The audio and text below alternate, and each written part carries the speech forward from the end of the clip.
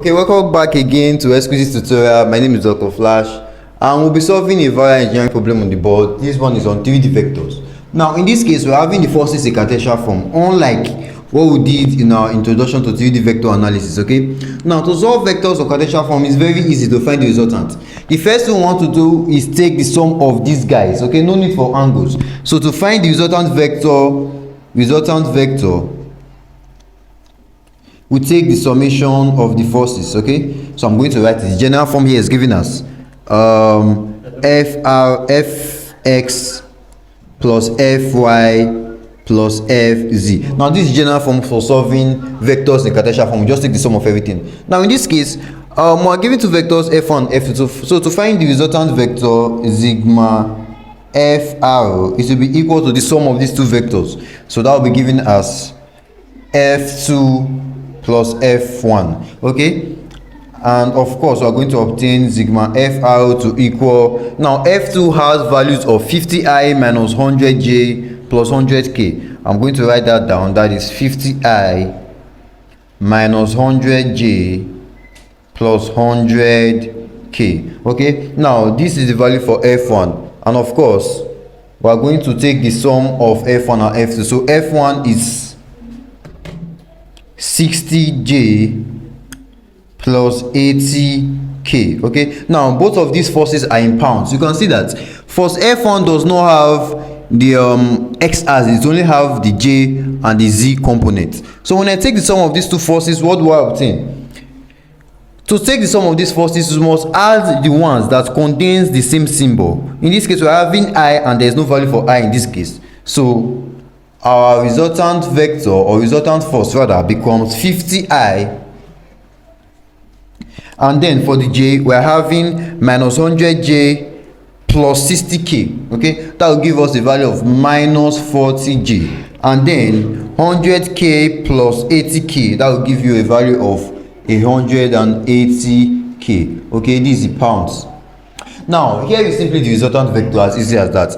But also what we want to do is find the direction of this resultant vector. So the first thing we want to do to find the direction is find the magnitude of the vector we're having here. Okay, so to find the magnitude, it will become the square of the square root rather of the square of the sum of each of the following components. So we're going to get 50 squared plus 40 minus 40 rather squared plus 180 squared. Okay, now to do this I'll have to make use of my calculator, and that is the square root of 50 squared. Of course, you know minus 40 squared is the same thing as 40 squared. Okay, so plus 40 squared, and do it to observe while solving so that you don't bring out the negative sign inside. Okay, when you do that, you get a wrong answer.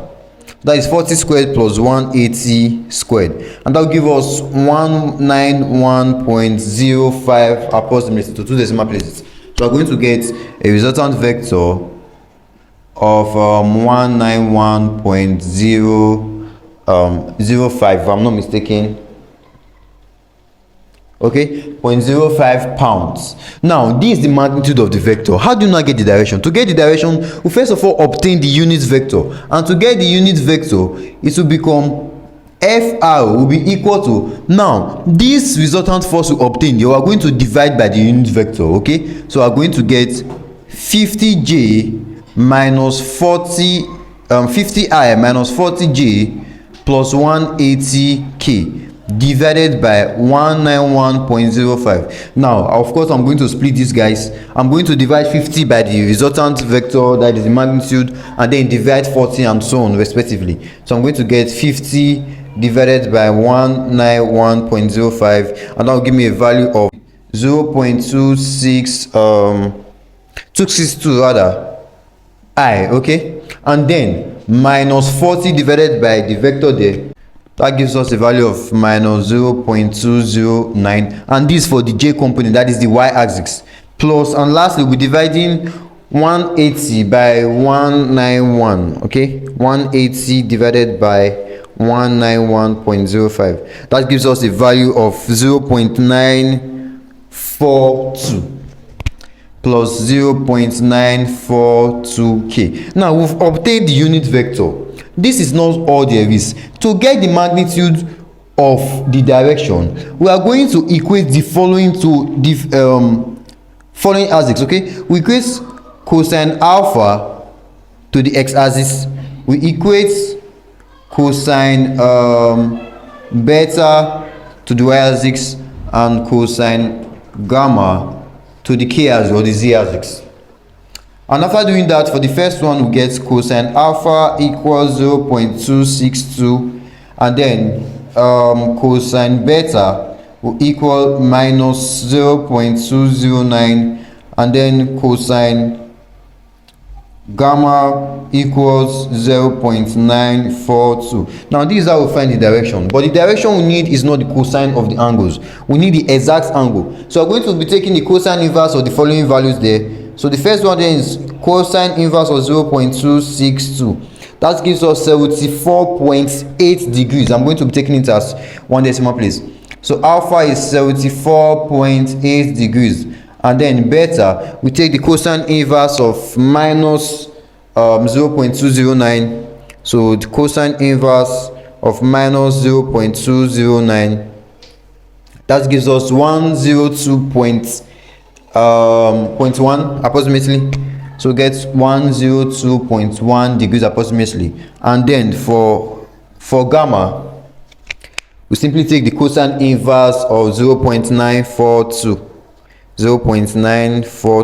That will give us a value of 19.6.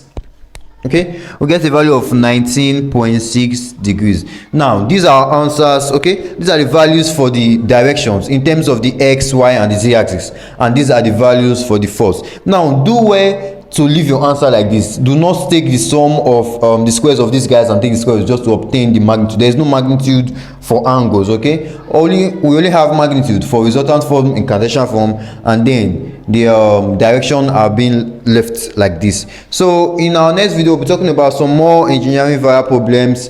Do well to subscribe, follow, like, and share these videos to your friends. Okay, if you have a question or a video you want us to talk about, always do well to put it in the comment section. See you guys. I remain Dr. Flash. See you in our next video.